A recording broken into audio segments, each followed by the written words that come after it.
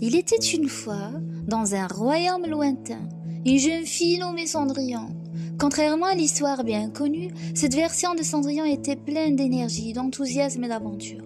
Elle ne se contentait pas de rêver d'un bal royal, elle aspirait à découvrir le monde au-delà des murs, de sa demeure. Cendrillon vivait avec sa belle-mère, Lady Anastasia, et ses deux demi-sœurs, Prudence et Hortense. Elles étaient toutes très méchantes, lui confiaient les tâches ménagères les plus pénibles. Malgré cela, Cendrillon gardait un esprit libre, une passion pour la vie. Un jour, alors qu'elle faisait le ménage dans la cave, Cendrillon découvrit un vieux livre poussiéreux, contenant des légendes, oubliées des histoires de voyages épiques.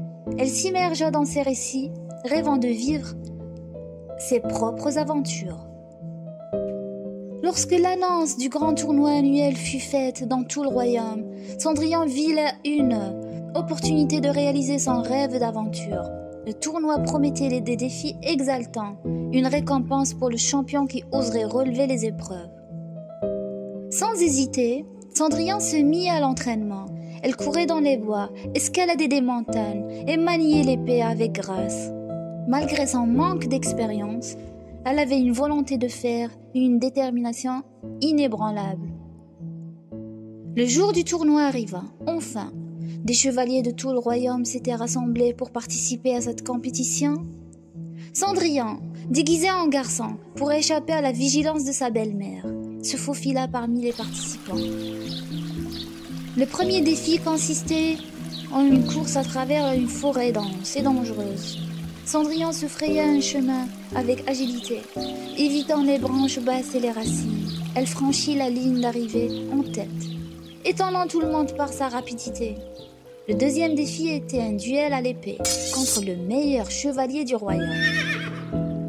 Les spectateurs ne pouvaient croire leurs yeux lorsque Cendrillon se battit avec une habileté déconcertante, parant tous les coups et contre-attaquant avec grâce.